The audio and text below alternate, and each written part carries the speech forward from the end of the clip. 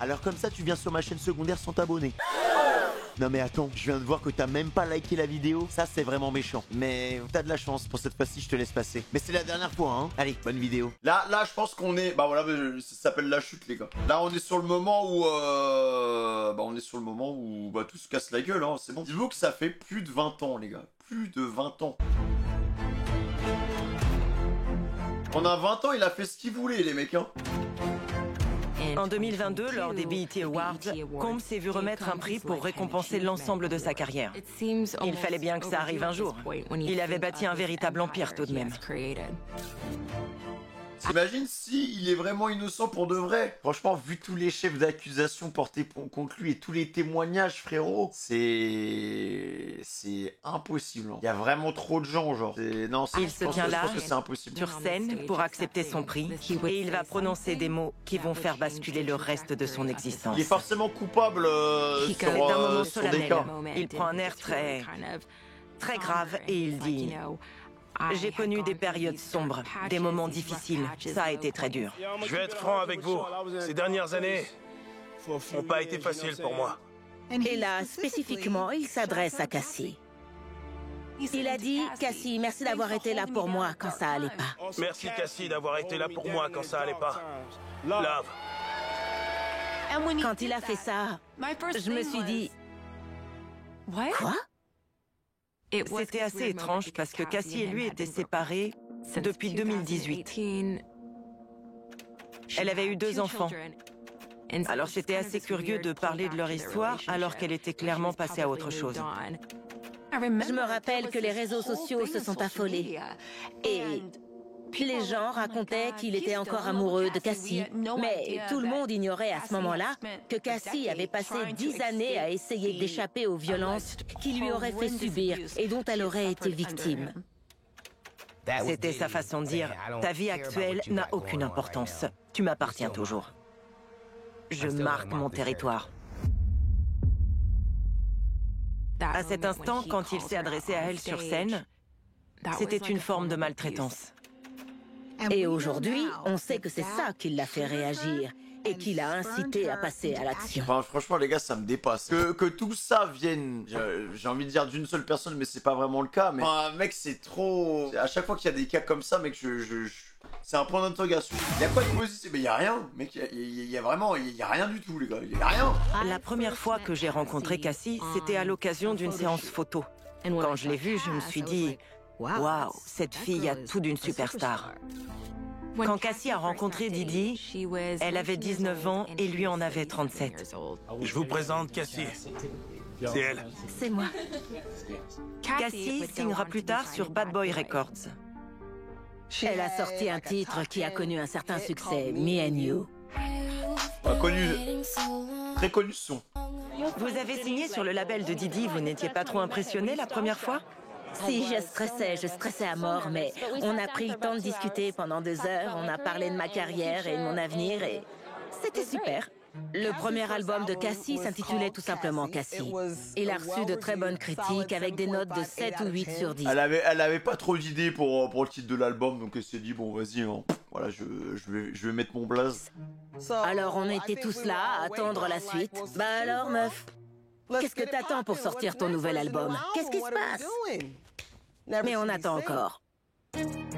Quand Cassie a il a intégré Bad détruit, Boy en fait. Records, j'avais vraiment l'impression que pour Puff, il s'agissait d'une relation purement professionnelle. Mais Comme avec Jennifer Lopez, d'ailleurs, Jennifer Lopez, on a arrêté d'en parler, hein, les gars. On sait pas ce qui s'est passé, hein. j'ai commencé à comprendre et à prendre conscience qu'il avait toujours eu l'intention, peut-être pas d'en faire officiellement sa petite amie au début, mais en tout cas de se rapprocher de Cassie d'une manière ou d'une autre. D'après Cassie, pour réussir à l'éloigner de son petit ami de l'époque, Ryan Leslie, Didi aurait créé tout un scénario pour la faire descendre à Miami. Mais les gars, il a que ça à foutre, en fait. Est-ce que vous arrivez à comprendre ce truc-là ou pas? Parce que c'est toujours des histoires what the fuck. Il a un scénariste qui écrit ses scripts. Comment c'est possible, en fait, que le mec, il arrive à imaginer tout ça, genre? Il m'a dit, Bones, faut qu'on retourne à Miami. Je vais faire venir Cassie.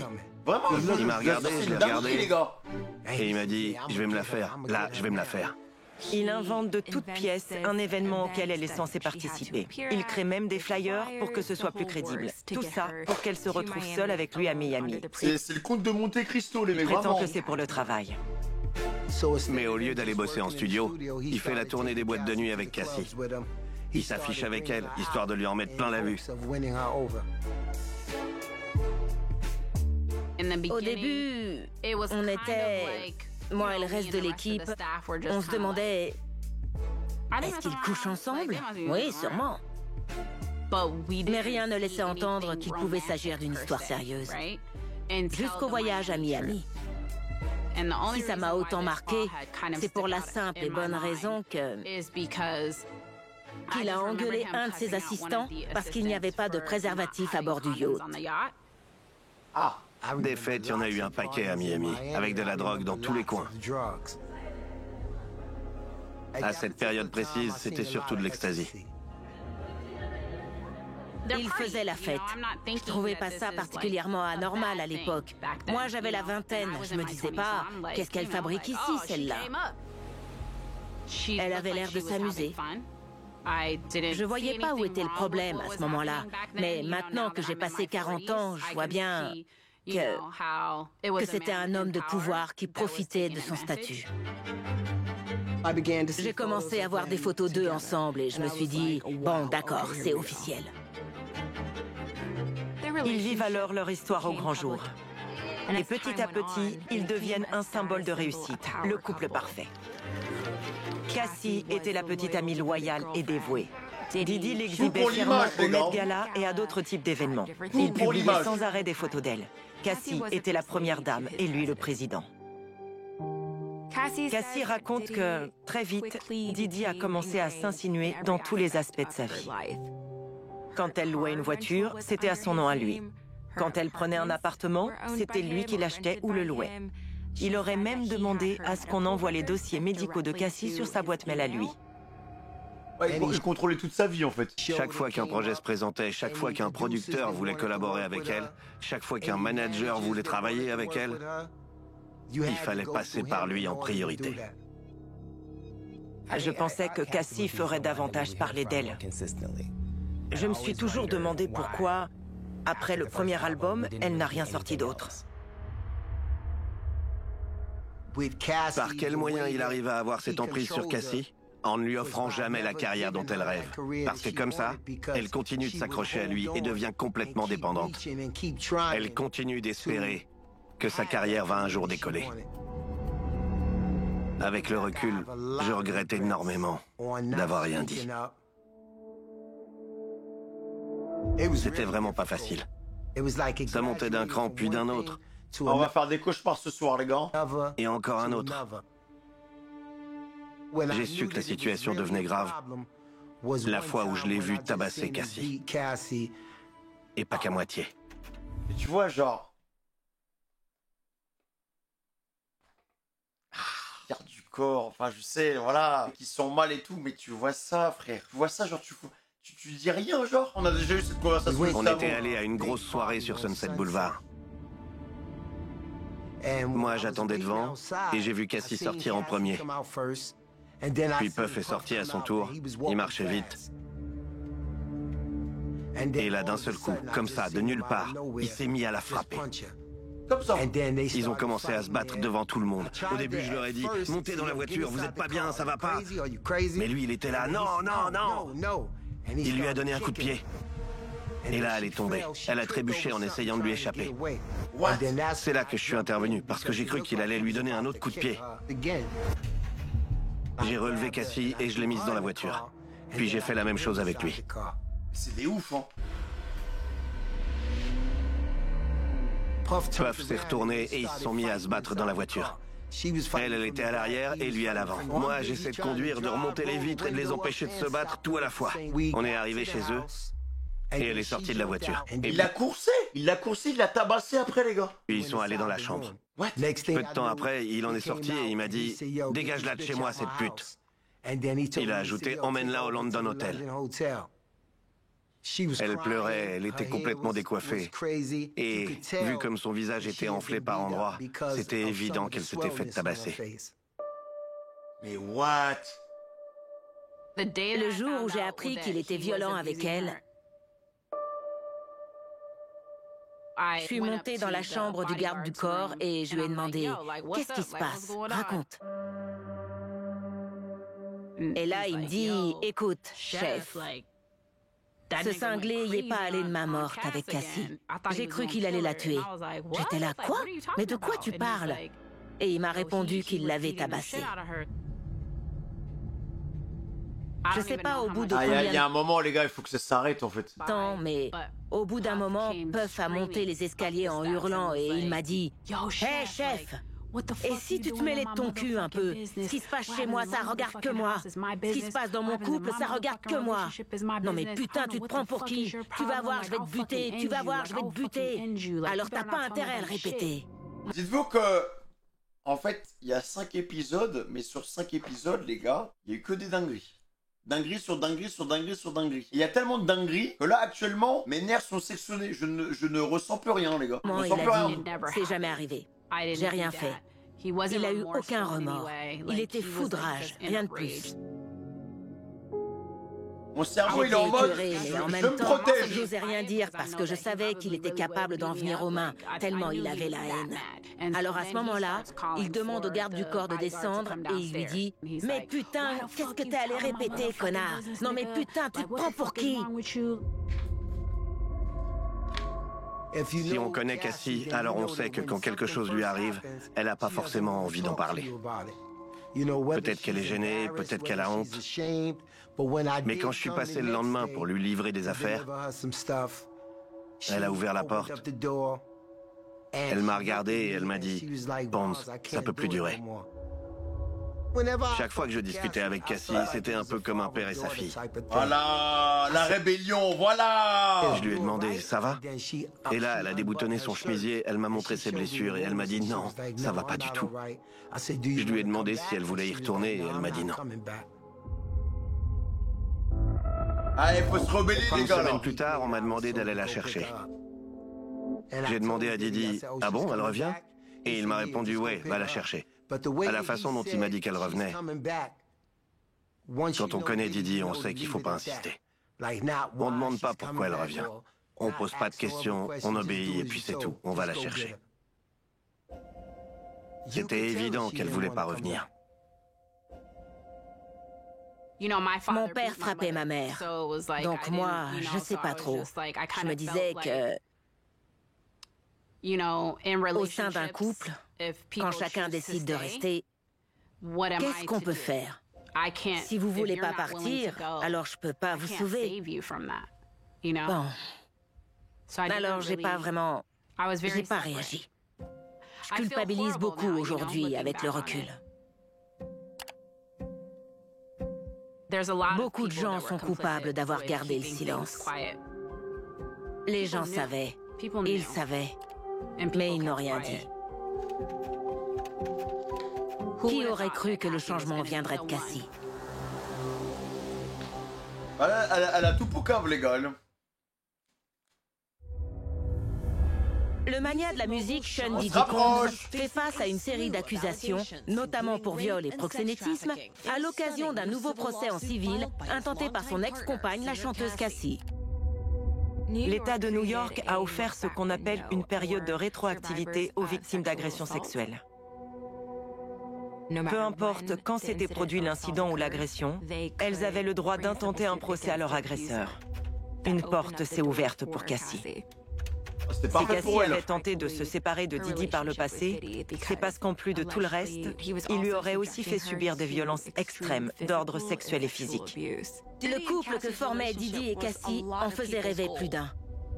Alors quand j'ai entendu parler du procès intenté par Cassie, au bout de la 6e page, j'ai tout arrêté et j'ai lancé un live. Allez, on va se lancer. Puffy, désolé, Attends, mais what the fuck, c'est... j'ai pas eu le temps de me coiffer. Sur Twitch ou... Je me suis levée de mon lit rien que pour ça. Bon, je crois qu'on peut dire que si ces accusations sont avérées, alors Puffy est un monstre. Je me suis dit, ça c'est un moment à marquer d'une pierre blanche. Je le pense vraiment. Alors c'est live random. Que tout ce qu'on savait ou qu'on croyait savoir, tout ce qu'on imaginait sur lui était complètement non seulement immoral, mais sinistre, glauque et immonde. Cassie affirme que Didi organisait pour elle des rencontres à caractère sexuel avec d'autres hommes. Il appelait ça des freak-off. Ah, c'est ce que je Didi vous est disais au début. accusé d'avoir tenu des freak-off durant lesquels Cassie, en son nom à lui, devait engager des escortes ou d'autres types de travailleurs du sexe pour qu'ils puissent coucher avec elle. Elle affirme que Didi filmait ses rencontres, qu'il se masturbait, pendant que Cassie était obligée de prendre part à ces activités. Et parfois, Didi se joignait à eux. J'ai été témoin de choses pas très nettes. Non mais alors, le garde du corps, les gars, il a été garde du corps de 2003 à 2012. Dans son cerveau, il doit avoir des images quand il ferme les yeux, frère. Oh, ça doit être répugnant. Et j'ai jamais su précisément ce qui se passait. Parfois, il arrivait que Ah non, mais il Cassie dort et plus, Didi hein. aillent à l'hôtel pour le week-end. Et je voyais des types sortir de l'ascenseur. Puis, ils allaient frapper à la porte de Puff. Les assistants de Puff avaient toujours des mini-caméscopes avec eux. Ils les gardaient dans un sac. Et je me rappelle très bien qu'une fois, il a perdu une cassette. Et même, tu fais quoi avec tout ça? Vous allez pas me dire, les gars, qui revisionnent tout, frère. Le gars, il peut pas organiser des plans machiavéliques pour manipuler les gens, sachant qu'il manipule 200 personnes, 300 personnes en même temps. Mater les cassettes, plus nanani, plus nanana, plus plan gérer son business, plus... Frère, ça y est, genre, une journée, c'est 24 heures, hein, y a pas 48 heures dans une journée, hein. Ça l'a rendu dingue. Tout le monde s'est mis à chercher cette cassette. Et je lui ai demandé, il y a quoi dessus? Mais je savais pas qu'apparemment, il filmait ses freak-off. Non, mais Je croyais que c'était entre lui et Cassie. Quand j'ai lu le dossier, j'ai fondu en larmes. Y a tout. Les agressions... Plusieurs jours dans la chambre d'hôtel, que à faire l'amour, là. Enfin, que à Ken. Pendant plusieurs jours.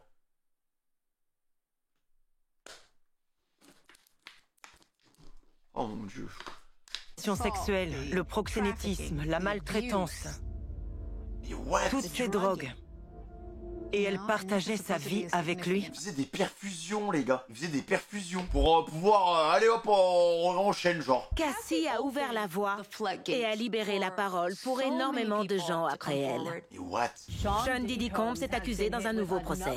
Le magnat de la musique Sean Combs est face à une 4e accusation d'agression sexuelle. C'est le 5e procès intenté contre lui en moins d'un mois. Si autant de gens prennent la parole, c'est parce que l'union fait la force. C'est tellement difficile pour les femmes de prendre la parole et de dire à voix haute qu'elles ont été agressées sexuellement. Elles savent qu'elles vont être mises de côté. Elles savent qu'elles vont être pointées du doigt. Elles savent qu'on va vouloir les faire taire. Et là, une vidéo fait surface. Oh. Ah oui, bah celle-là, les gars. Ce sont des images de Didi, datant de 2016, La dans un fameuse hôtel vidéo qu'on a avec tous Cassie. vue, hein. Et je crois que ce sont les images les plus insoutenables qu'il m'ait été donné de voir. Le pire, c'est que c'est hard. Enfin, c'est chaud, c'est hard. Mais imaginez les autres cassettes. Imaginez les autres cassettes, les gars. Les autres cassettes, putain. Oh là là là. Et les autres vidéos, ça doit être... Oh là là. Et tout le monde a vu cette vidéo, hein.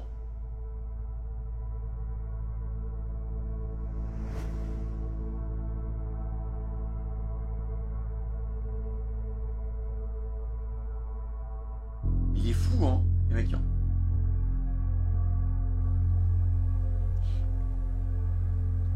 Il est fou. Et heureusement qu'il y a eu cette vidéo-là. Hein. Sinon, bah, ça aurait été plus compliqué déjà. Ce qui vraiment me choque le plus sur ces images, c'est qu'elle est pieds nus. C'est ce qui me choque le plus.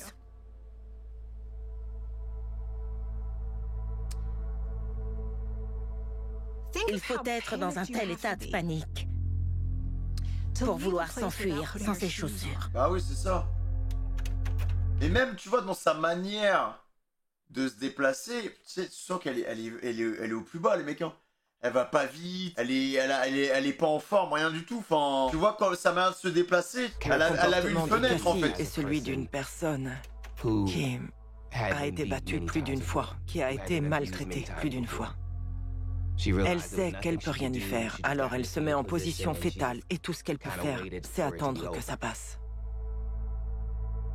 C'est pas possible. Pour qui je travaillais? C'est pas un monstre, c'est pire que ça. J'ai pas les mots pour le décrire. Ah, c'est un malade, hein. Quand j'ai vu ça, je me suis dit, non, mais non, mais non. Bah, en fait, le truc, c'est que la plupart des gens qui bossaient avec lui, ils savaient. Ils avaient tous au moins entendu une rumeur ou un moment où des fois ça disait « Ouais, mais attention, fais pas ça et tout parce que sinon il va péter les plombs, là, là. » Il faut arrêter. Il y a un moment, les gars, ils ont tous entendu quelque chose.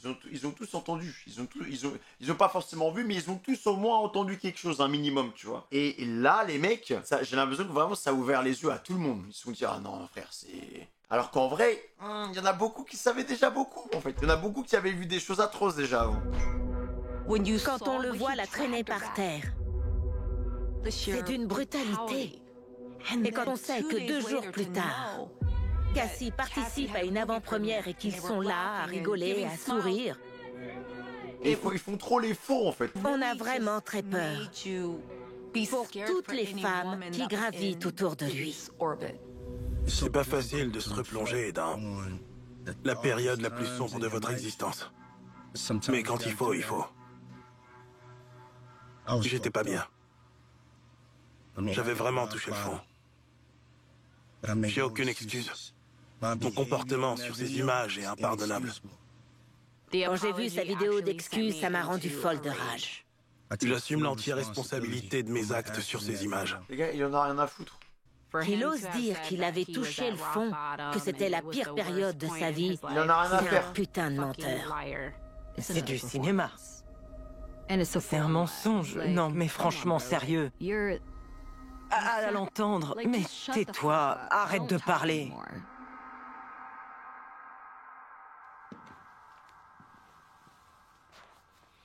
Quand j'ai vu cette vidéo, je savais qu'il mentait, parce que je sais très bien ce que j'ai vécu en 2021, 5 ans plus tard. Mais attends, mais il y en a, les gars, il y en a combien? Il y a combien de meufs qui vont passer, frère? Avec des témoignages. Et même des mecs, on a eu des mecs aussi, les gars. Je savais pas trop si je voulais raconter mon histoire. Mais what, frère? Et la rendre publique. Mais ça s'arrête pas. ces derniers 11 mois, je dirais que j'ai décidé de prendre la parole et de reprendre le pouvoir.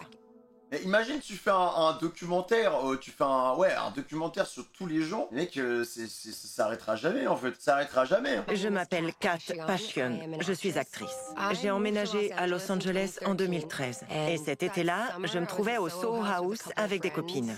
Et là, je leur ai dit, il y a Puff Daddy qui arrive. Il me lâchait pas du regard. Et là, il s'est jeté sur nous, il est venu s'asseoir et on a commencé à discuter. Il avait vraiment envie qu'on fasse connaissance. Mais j'étais pas vraiment... J'étais pas intéressée. Ah voilà.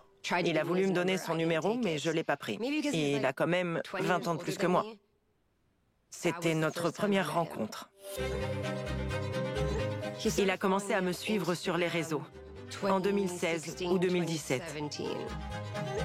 Il m'a envoyé des messages pendant tout 2018. Et vers la fin de l'année, il a commencé à m'inviter à des événements. Il m'a invité à sa soirée d'anniversaire. Je crois que c'était pour ses 49 ans. Les gars, vous pensez que c'est lui qui envoyait des messages aux gens? Parce que là, c'est un taf à plein temps en fait parce que il devait parler à des milliers de meufs en même temps. Mais je me demande même s'il a pas payé un mec pour parler à sa place. Parce que c'est pas possible. Ce n'est pas possible, les gars, de gérer autant de trucs dans une journée, genre. C'était une très belle soirée. Très classe. Super soirée avec DJ, tout le monde dansait, c'était vraiment bien. Et je dirais que 10 jours après son anniversaire, Kim est décédée. Kim Porter, mannequin et ancienne compagne du rappeur Sean Diddy Combs, a été retrouvée morte chez elle à Los Angeles jeudi dernier. D'après les autorités, elle aurait succombé à un arrêt cardiaque lié à une possible grippe. Elle avait 47 ans. Ma meilleure amie aussi était décédée. C'était une drôle de coïncidence parce que ce jour-là, il m'a écrit pour me proposer de le retrouver au bar du Bel Air Hotel. J'avais de la compassion et de l'empathie pour lui, parce qu'il venait de perdre Kim. Quelque chose... Kim, on est d'accord, les gars, c'est la femme avec qui il a eu 4 enfants. C'est soi-disant son premier amour, je sais pas quoi. C'est elle, non? Oui, c'est elle. Ouais, ok. M'a convaincu d'aller boire un verre avec lui. J'avais en face de moi quelqu'un qui était en plein deuil, qui était fragile. Ou qui faisait genre. Je l'ai trouvé très sincère. Ouais, j'y crois plus. Et je me suis sentie proche de lui. Ce qui nous a rapprochés, oh non. c'est le deuil. Oh non, les gars. J'avais entendu beaucoup de choses à son sujet, et pas des choses très jolies. Une victime de plus. Et l'une des premières fois qu'on s'est vus, il m'a demandé « Qu'est-ce qu'on raconte sur moi ?» Je lui ai dit « Tu veux vraiment savoir ? Il paraît que tu es agressif, violent, que tu es lié à tout un tas de choses pas très nettes. » Et là, il m'a regardé dans les yeux. Et il a fait « Ah bon, c'est ça qu'on raconte ?» Il l'a pris à la rigolade. Non mais n'importe quoi. Il essayait de me charmer, de me mettre à l'aise, de me montrer que c'était quelqu'un de bien. Tant qu'il... les gars, tant qu'il propose pas un verre, elle est safe. On passait énormément de temps ensemble. On était super proches, presque inséparables. J'ai là mon ancien téléphone, qui date de cette époque. Au début, c'était que du bonheur. C'était vraiment sympa. Je crois que c'était l'époque où j'ai voulu essayer les cheveux blonds. Il m'a beaucoup encouragée dans mon changement de look. Ça, c'est un vocal.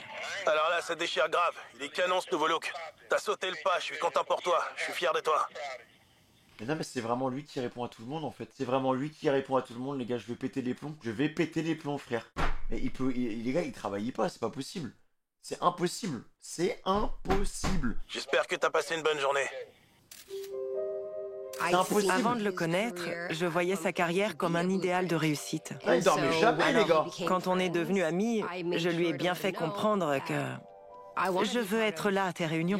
Je veux savoir comment ça se passe pour tes partenariats ou pour ta musique. J'avais envie d'être une petite souris, de tout observer et d'être une bonne élève. Lui, il était là, je crois en elle. Elle a du potentiel, elle est douée. Et comme il y avait cette amitié entre nous, ce début d'histoire, c'était dans la continuité des choses. Mais j'ai vite déchanté. Maintenant, avec le recul, je me dis que ça ressemblait étonnamment à ce que Cassie avait vécu avec lui au début de leur histoire. Mais il a ça qui est arrivé, hein. Alors, au début... Parfois, il disait des trucs du genre « Cette fois, je veux faire les choses différemment. » Ouais. Mais à l'époque, je comprenais pas ce qu'il voulait dire. En quoi est-ce que c'était différent et par rapport à quoi? Et puis petit à petit, il a commencé à montrer son vrai visage. J'ai commencé à voir d'autres facettes de sa personnalité mois après mois. Des facettes que je n'aimais pas. Une fois, c'était au début, il avait dit quelque chose et moi, je ne me suis pas laissé faire. Parce que c'est pas mon genre. Et là, il s'est tourné et il a mis sa main sur mon cou. Mais à ce moment-là, il touchait pas à mon cou. Sa main était en suspens. Et on se regardait droit dans les yeux et je lui ai dit « T'as pas intérêt, t'as pas intérêt. » Parce que j'hésiterais pas à appeler les flics, t'inquiète. Et il s'est mis à se marrer. Il a fait comme si c'était une blague, qu'il était pas sérieux. Et ensuite, retour à la norme. Ouais, sauf qu'elle a senti l'aura hyper négative et pesante et en fait... Mal. Ouais, non. Ouais, c'est ce genre de moment. En vrai, elle a un bon flair, cette fille, hein. Il a C'est gênant, après. cette facette qui peut surgir d'un coup.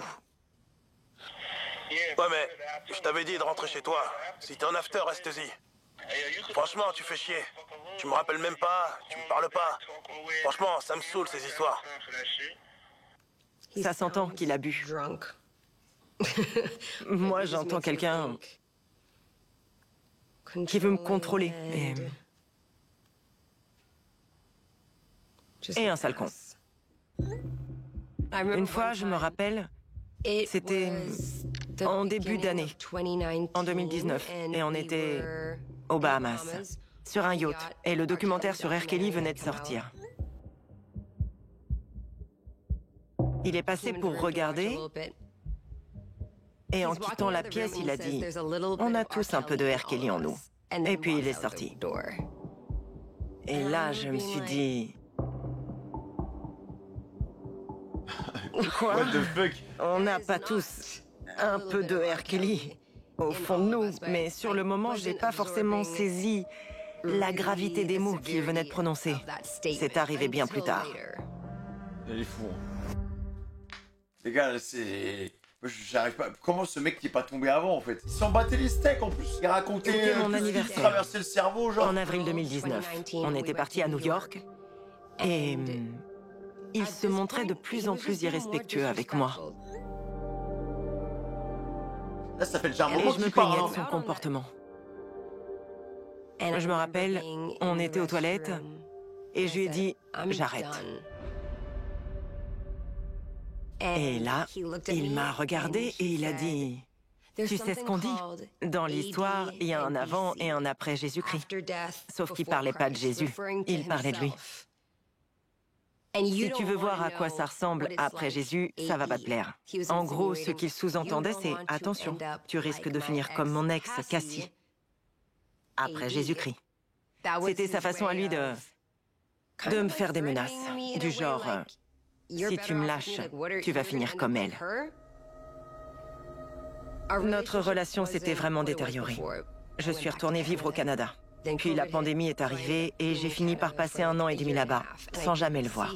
Après, alors, au moins, elle savait qu'il y avait des rumeurs cheloues avant qu'elle commence cette relation avec lui, tu vois. Elle était déjà très méfiante, tu vois, de base. Mais en 2021, il voulait commencer à enregistrer The Love Album et à rassembler tous ceux qui allaient collaborer dessus. Mon avis l'intéressait, alors il a demandé à ce que je sois là. À ce moment-là, c'était plutôt de l'amitié.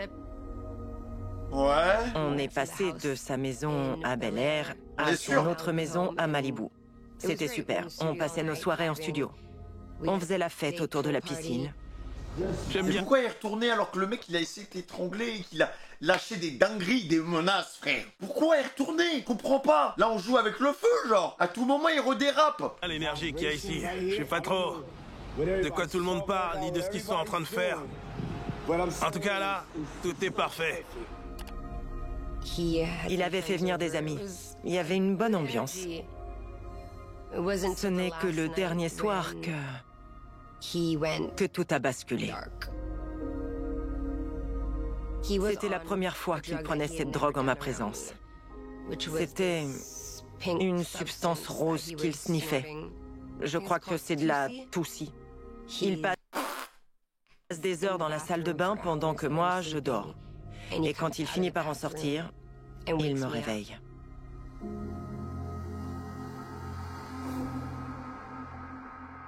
Il me dit qu'il faut pas que je dorme. Il veut que je fasse ça, ça et ça avec lui, et il abuse de moi. J'ai pas trop envie de rentrer dans... Oh là là, j'en ai marre, putain.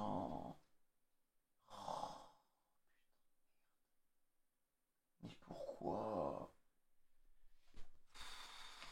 Les gars, j'ai envie de casser mon ordi. Genre. Parce que je veux pas revivre ces souvenirs, mais c'était vraiment terrifiant. Aïe aïe aïe. Non, mais c'est un psychopathe le mec en plus. Enfin, la pauvre.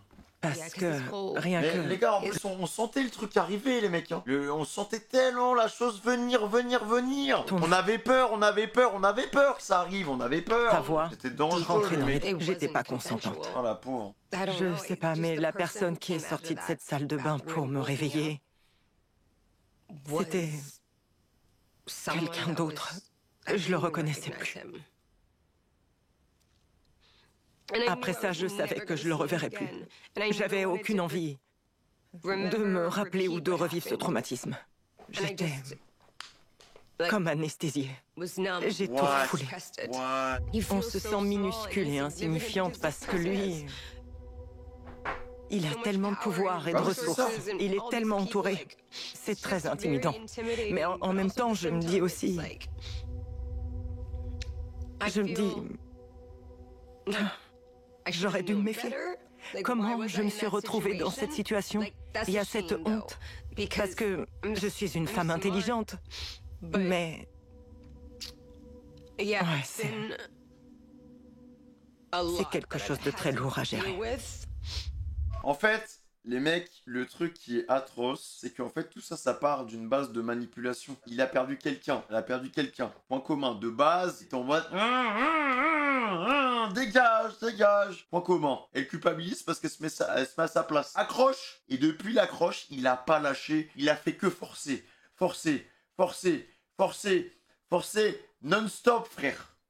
C'est bon, ça y est, genre... Mais même les gars, quand tu subis ça, la vie, t'as pas envie de te venger. Mais genre, je pense vraiment que quand tu subis ce genre de truc, tu peux te transformer en monstre. Il y a personne qui a eu envie de se venger. Mais genre, moi je parle, enfin... Il y a personne qui a envie de se venger physiquement, tu vois ce que je veux dire? Genre, t'as tout perdu, le gars, il t'a... Après, voilà, là, pour moi, les témoignages et tout, c'est une forme de vengeance. Et dans tous les cas, enfin, c'est hyper compliqué à comprendre parce que on subit pas, enfin, c'est très difficile de se mettre à la place des victimes. Tu peux juste écouter leurs témoignages. Même l'entourage, mec, l'entourage, mais frère, si demain j'ai... Déjà, juste l'action d'en parler, c'est hyper compliqué, le mec. Vraiment, si demain, vous avez un proche, quelqu'un qui subit ça, l'action d'en parler, déjà, c'est dur, ça demande... Parfois, ça demande des années et parfois, ça n'arrive jamais. Ça arrive jamais et tu le sauras jamais, tu vois. Si t'apprends ce genre de truc, oh là là... Mon pote, tu serais capable de faire des dingueries, de son assistante et... Elle m'a dit, je vous passe Monsieur Combs, il aimerait vous parler. Alors il décroche et il commence à me menacer, moi et ma vie aux États-Unis. Je peux très... Voilà. Bah comme c'est toujours le même procédé, les mecs. Hein. Eh bien appeler l'ambassade et te renvoyer au Canada. Et aussi, faut pas me faire chier, moi. Tu sais pas de quoi je suis capable. L'assistante, elle devait être tétanisée. Hein. Et il me crie dessus. Il est absolument foudrage. Je peux même pas en placer une. Vers la fin de la conversation, qui a duré plusieurs minutes, j'ai dit « T'es un démon ». Et il a raccroché. Cet homme est malade. Il va mobiliser ses ressources et vous faire miroiter des choses, et il s'imagine que ça peut faire oublier et compenser les horreurs qu'il fait aux gens. Comme il se prend pour Dieu, il se dit... les gars, c'est exactement la phrase que j'ai dit. Il se prend pour Dieu, voilà, c'est ça. Ce documentaire, en fait, c'est l'histoire d'un mec qui a eu trop de pouvoir et qui n'a jamais été stoppé. C'est ça l'histoire de Didi avec tout le bordel, genre. Plus, vas-y si vous voulez, flashback, alors milieu social plus qu'instable. Je pense qu'en France, ça serait arrivé, mais mec, je suis sûr que c'est déjà arrivé en France. Alors après, moi, je suis pas au droit, justice, tout ça, les grosses affaires et tout. Je suis pas au courant, là, tu vois, genre, on réagit à ça parce que c'est l'histoire la plus connue et c'est, entre guillemets, d'actualité. Et bien sûr qu'en France, moi ça me choquerait vraiment pas qu'en France, il y ait eu des bails pareils, hein. Comment elle pourrait refuser de m'accompagner en Italie et de monter avec moi à bord d'un yacht sur la côte amalfitaine? Tellement il est imbu de lui-même. Il a ce qu'il mérite. Et... il est où aujourd'hui? Pas à bord d'un yacht sur la côte amalfitaine en tout cas. Downfall. Sean Diddy Combs se retrouve derrière les barreaux. Il fait face à une série d'accusations. Diddy a réussi à agir en toute impunité pendant des décennies. Alors aujourd'hui est le jour que mes sources attendaient avec tant d'impatience, mais craignaient de ne jamais voir venir. En fait, le truc, moi, qui me choque, c'est que déjà, il a réussi à faire ça sur autant de gens et des atrocités sur atrocités. Parce que là, les mecs, encore une fois, j'insiste là-dessus, nous n'avons quasiment rien. Après, il nous reste un épisode de 20 minutes. Sur tout ce qu'on va voir, nous n'avons quasiment rien. Dis-vous que c'est des milliers de pages, c'est des dossiers qui sont énormes, les gars. On peut même pas quantifier ce qu'on voit là, tu vois. On a l'impression de savoir tout, mais on ne sait rien du tout, tu vois. La violence de ce qui vient de se passer, c'est n'importe quoi. Le truc qui me choque, c'est qu'il a réussi à le faire sur autant de personnes, avec autant de complices, et sur une durée immense, les mecs, sur une durée immense. C'est-à-dire que pendant plus de 20 ans, ce mec n'était régi par aucune règle. Il y a que maintenant, à 55 ans, qu'il est en phase de jugement, les mecs. Pour moi, c'est mort. Il pourra jamais sortir. C'est impossible. C'est impossible, les mecs. c'est trop, dans tous les cas, c'est trop médiatisé dans le monde entier. L'affaire, elle a fait le tour du monde entier, les mecs. Même si tu prends les meilleurs avocats, les meilleurs nanani, vraiment, même si tu soudoies le juge de cette affaire, il va forcément croupir en prison, les gars. Parce que si il est jugé non coupable, bah, ça va partir en couille. Ça allait trop loin, ça a pris trop de proportions, en fait. Et de par les proportions de l'affaire, bah, ils sont obligés de le juger correctement. Quand vous revoyez un peu les affaires qu'on a eues avant, c'est des affaires qui ont fait du bruit, mais ça n'a pas pris autant d'ampleur que cette affaire-là. Les affaires d'avant, c'était des dingueries, hein. Mais tu sais, il y avait toujours un truc pour couvrir, c'était rapidement étouffé. Là, il y a tout qui a pété d'un coup, genre.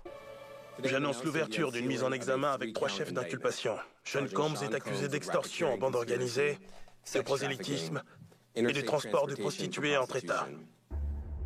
Ce que la mise en examen dit, c'est que Combs Enterprises était une organisation criminelle dirigée par Didi. C'est le cas quand on se sert de ses employés, par exemple, pour perpétrer des actes criminels, pour acheter de la drogue, pour trouver des prostituées, pour soudoyer des gens, pour en menacer d'autres, pour obtenir des armes. Quand cette mise en examen est rendue publique, les similitudes sont frappantes. Ce sont les mêmes accusations que celles qu'avait faites Cassie lors de son procès. Il est question des mêmes freak-off. Il est question de violence physique. Le procès de Cassie a servi d'exemple pour toute cette mise en examen. C'était très détaillé, c'était choquant. Ils ont saisi 1000 flacons d'huile de massage.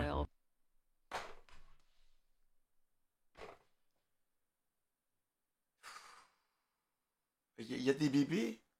Non, il n'y a pas de bébés. Hein, voilà. Là, les conclusions, elles sont rapides. Et avec un flacon, les gars, voilà, non, c'est dégueulasse, les mecs. Hein. Et ça a fait... En plus, vous savez quoi? J'ai vu un article, les gars, quand l'affaire, elle est tombée, et qu'ils avaient retrouvé, les photos chez lui avec tous les flacons et tout. Vous savez que la marque, c'est horrible. Pour vous dire à quel point l'être humain est plus sa grand-mère, frère. La marque qui vendait les huiles de flacons en bébé, elle a gagné des parts en bourse. Je me suis dit, mais what the fuck? Les ventes de flacons d'huile, les gars, ont augmenté. Les mecs ont... Voilà, apparemment, voilà, dès qu'on a vu les photos, les gens se sont dit, oh bah putain, mais ça pourrait servir de lubrifiant, pourquoi pas l'utiliser, voilà, c'est une bonne idée, c'est vrai, hein. C'est l'objet de pas mal de mèmes sur les réseaux sociaux. Non, c'est Mais les terrifiant. procureurs ont cherché à démontrer que ces freak-offs étaient des événements très organisés. Ils ont fait pression sur des témoins et des victimes pour qu'elles gardent le silence, notamment en appelant directement ces témoins et ces victimes. Bouteilles, les gars, c'est pas des petits flacons, c'est bouteilles. Il n'a pas fait ces choses dont on l'accuse. Ils ont été en couple pendant 10 ans. Il n'y a pas eu de contrainte, aucun crime n'a été commis. Il finira par être reconnu innocent. Nous nous battrons chaque jour tant que ce sera nécessaire. Un juge a ordonné qu'il soit détenu sans possibilité de caution. Didi s'est vu refuser une mise en liberté sous caution parce que le gouvernement a déterminé qu'il représentait un danger pour la population. Ah bon? D'après eux, il a démontré par le passé qu'il est prêt à influencer les témoins, à les harceler, à les appeler des dizaines et des dizaines de fois, à les soudoyer ou à les menacer. Alors il ne peut pas être remis en liberté. Il ne faut pas qu'il puisse interférer avec l'intégrité du procès. Et surtout que au sein même des gens, peut-être... Parce que dites-vous qu'il y avait des mecs du FBI, il y avait... apparemment, il y a un mec dans... je crois un juge de New York ou un truc comme ça. Ça va... Les gars, ça va dans des instances de fou, genre. Je crois que c'est Il y la a de la première corruption fois que partout, l'on voit quoi. quelqu'un d'aussi haut placé dans l'industrie musicale tomber autant en disgrâce. Didi est au sommet de sa carrière. C'est un homme d'affaires. Le maire, C'est voilà. un père de Un famille. maire, il y avait eu un maire, ouais. C'est un pilier de l'industrie musicale et de la communauté noire. Alors le voir dans l'obligation de répondre de ses actes, c'est sans précédent. Le district sud de New York est connu pour être l'un des bureaux les plus intransigeants de tout le pays. Ils font trembler les plus puissants. Il est fort probable que Didi ait connu ses tout derniers jours de liberté. C'est bien qu'il y ait des gens à part ça qui fassent bien leur boulot, frère. Après, s'il est libéré, il va certainement mourir. Bah, en fait, le truc, c'est que dans tous les cas, ce mec ne pourra jamais sortir. Que même s'il sort, malheureusement, je pense 99% de chances qu'il se fasse assassiner. Parce qu'il y a des gens qui vont vouloir défendre leurs intérêts. Il suffit que Didi parle pour faire tomber toute une pyramide. Tu vois ce que je veux dire? Parce qu'il y a plein d'autres personnes qui sont impliquées. Plein d'autres personnes qui vont penser à leur tête. Même au sein même de la prison. Parce que s'il est jugé coupable, qu'ils le mettent dans une prison, c'est même de la prison.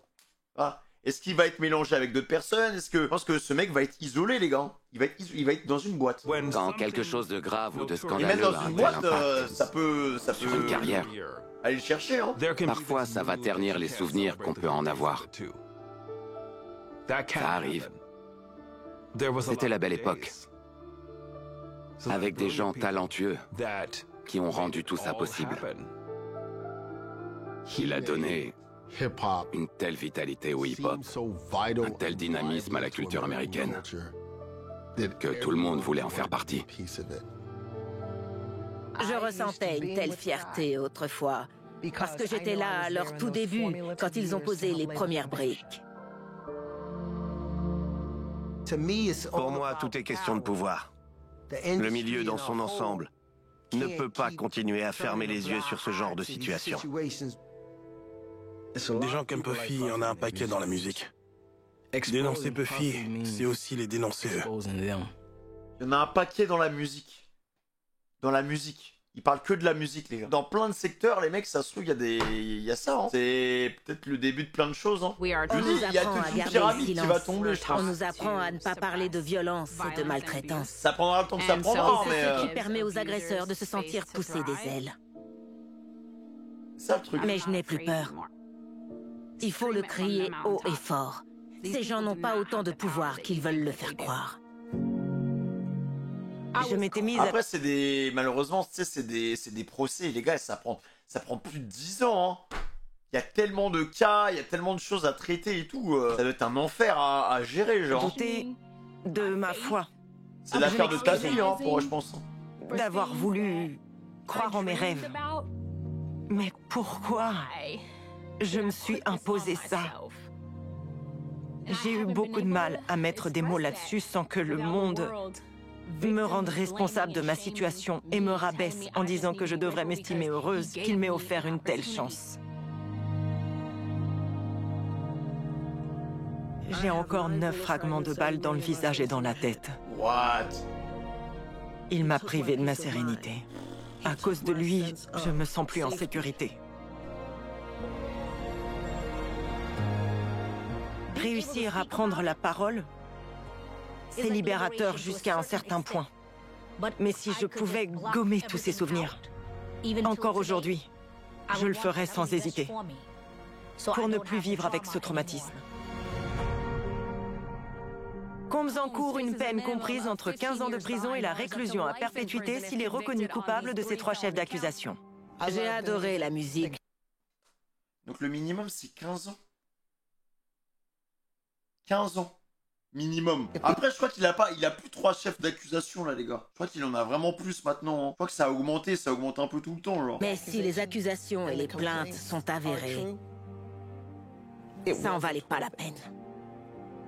Bah, y a un moment, les gars, où ça se cumule plus, non, aussi? Y a pas un moment où ça se cumule plus? C'est peut-être en France que c'est comme ça. Je crois en France, ça se cumule pas, non? Je sais plus, parce que j'avais parlé avec la meuf de mon meilleur pote, elle est avocate. On avait une conversation comme ça et on parlait du truc. Et bah alors, attends, mais alors... Ouais, voilà, en France, pour moi, y a un max, non? Je sais plus. Mais je crois qu'elle m'avait dit qu'en France, en gros, si t'avais plusieurs chefs d'accusation, et ben en fait, au bout d'un moment, t'atteins la peine max, en fait. C'est pas, y a pas de en mode, voilà, en fait, je sais pas comment expliquer ça. Alors que là, ça se cumule, donc peut-être que tu seras d'abord jugé, je sais pas, pour V-Word.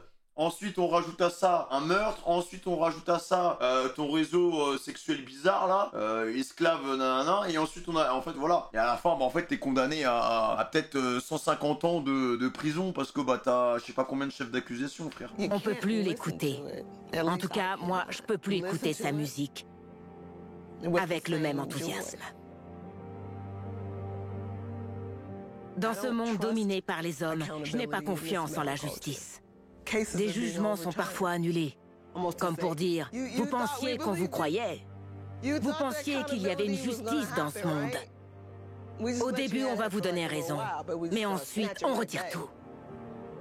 On dit qu'aucun crime ne doit rester impuni, mais bon, je sais pas trop. Moi, je dis que même s'ils sont punis, ce qu'ils ont fait ne peut être défait. Bah oui, hein. C'est ça le truc, c'est que même, oui, bah oui. Il y a des gens qui disent, ouais, peine de mort, nan, mais en fait, dans tous les cas, malheureusement, bah toutes ces personnes-là, leur vie, elle est brisée, en fait. Le mal est fait et ces pauvres victimes vont devoir vivre avec ça toute leur vie, quoi. La peine de mort, c'est trop facile. Le traitement des gens qui font des crimes, c'est... Moi, je trouve que c'est un sujet hyper complexe, les gars. Beaucoup de gens estiment que, en fait, déjà, c'est difficile de prendre position parce qu'on a... Enfin, moi, personnellement, j'ai jamais vécu ça. Et j'arrive quand même à comprendre les victimes, tu vois. Et beaucoup de gens estiment que la mort, bah, ça va leur apporter réconfort. Il y a tellement de gens, les gars, une fois qu'elles récoltent vengeance, bah, il y a rien, en fait. Elles se sentent toujours aussi vides, en fait. Genre, t'es régi par la colère et tout. Il y a beaucoup de gens qui, une fois qu'ils voient bah, l'agresseur qui tombe, se sentent toujours aussi mal, en fait. Ça va pas... Malheureusement, en fait, cette vengeance-là ne va pas t'apporter... Elle va pas combler ce vide, en fait. Elle va pas combler ce vide de la perte d'un proche et tout. C'est ça, le truc, en fait. Donc, beaucoup de gens sont animés par cette haine et par la vengeance parce que c'est ce qui te tient en vie. Parce qu'en soi, si tu perds quelqu'un, tu cherches vengeance, tu cherches représailles et tu es régi par la colère et la haine. Cette colère et cette haine te tient en vie parce que tu as un objectif. Mais après, une fois que... Bah voilà, hein, regardez les témoignages de gens. Il y a même des gens qui arrivent à trouver pardon, accepter... T'as vu Naruto, mais même pas, frère, même pas. T'as plein de... En libre accès sur YouTube, t'as plein tu sais, de derniers moments de jugement. Et des fois, t'as des rencontres entre les parents de la victime et le tueur. Et voilà, quoi. Déjà, ce criminel vive, tu prends le risque qu'il fasse de nouvelles victimes. Non, mais alors, moi, je dis juste que ces gens-là, bah, ils doivent rester, enfin, s'ils sont extrêmement dangereux et qui sont malheureusement pas habilités socialement pour vivre en société... Bah, faut qu'il reste enfermé, quoi. Après, je vous dis ça comme ça. Et si demain, j'ai un enfant qui lui arrive une dinguerie, bah, en fait, les mecs, malheureusement, personne sait de quoi on est capable. On a tous un monstre caché en nous, les mecs. Hein. Je pense sincèrement qu'on a tous un monstre caché en nous. Et malheureusement, bah, faut faire attention, quoi. Faire attention, les mecs. Hein. On est aux US, peine de mort. Bah, dans certains états, il n'y a pas la peine de mort, frérot. C'est vraiment une question... bah, c'est une question qui mérite d'être réfléchie, les mecs. Mais vous trouverez pas la solution ici, tu vois. Et encore une fois, c'est pas moi qui vous apporterai cette réponse, parce qu'encore une fois, c'est toi et ton approche. Moi, mon point de vue là-dessus, c'est que... j'estime que je ne peux pas juger parce que je sais pas comment je me comporterais si ça m'arriverait en fait. Je pense que victime peut ça. Mais j'ai jamais dit, en fait, maudit, il faut m'écouter. J'ai jamais dit que je voulais que les gens ils soient relâchés. Hein. J'ai jamais dit ça. En fait, le gars il peut rester toute sa vie en prison. Bah il, voilà. Ça, bah, il fera rien en fait, il sera entre quatre murs et il sera bloqué entre quatre murs, tu vois, il fera de mal à personne. Il y a quand même un plafond, tu vois. Il y a des choses malheureusement qui sont impardonnables, ou en tout cas c'est trop risqué de réhabiliter ces gens-là, voilà, pour qu'ils refassent des dingueries derrière, tu vois. Moi je dis juste que c'est trop compliqué de répondre à cette question et c'est pas sur un chat Twitch les gars que vous allez trouver la solution, hein. C'est pas moi qui vais vous apporter la réponse non plus.